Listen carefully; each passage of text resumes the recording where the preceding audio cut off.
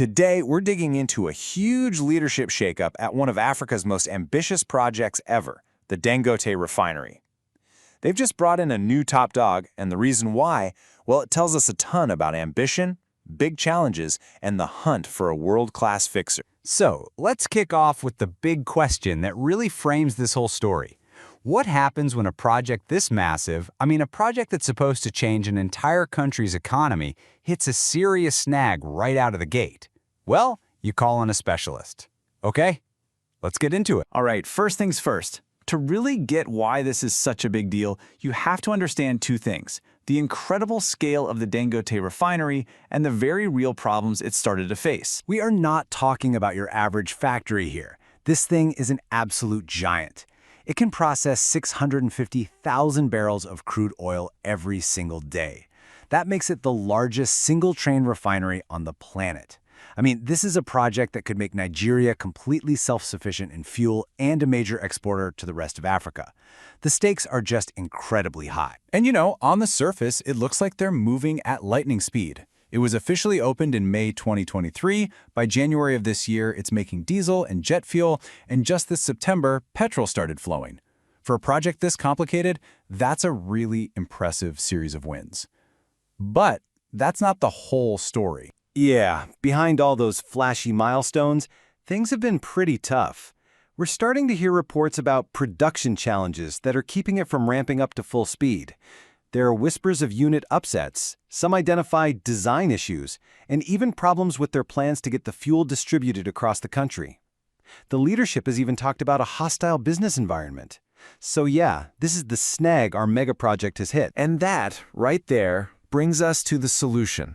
When you've got problems of this size, you don't just hope for the best. You bring in someone who knows exactly how to solve them. So, let's meet the new person in the hot seat. Dangote Group has announced that David Bird, a really seasoned oil and gas executive, is taking over as the new CEO for the whole petroleum and petrochemicals business. Now, this isn't just moving some chairs around on the deck. This is a massive strategic move.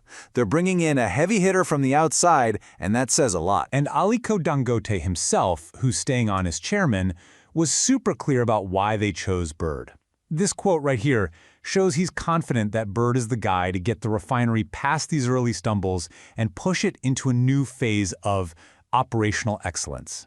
The message is simple: fix the problems, then go dominate. So who exactly is this David Bird, and what makes him the fixer for a job this big? Well, one look at his resume tells you pretty much everything you need to know. His track record is almost tailor-made for this exact challenge.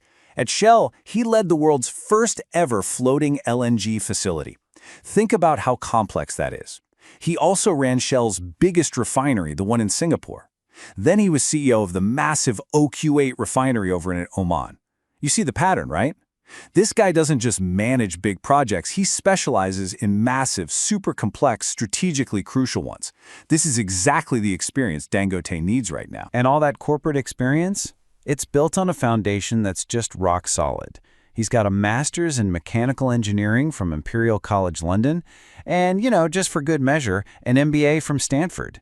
This is the kind of profile you see when a company goes out and headhunts the best in the world for a specific, difficult job. So what is his actual mission at Dangote? He's not just coming in to babysit the facility. Oh no, his mandate is much, much bigger than that. He laid it out in his own words. His vision goes way beyond Nigeria's borders. He's focused on taking the Dangote brand across the entire African continent.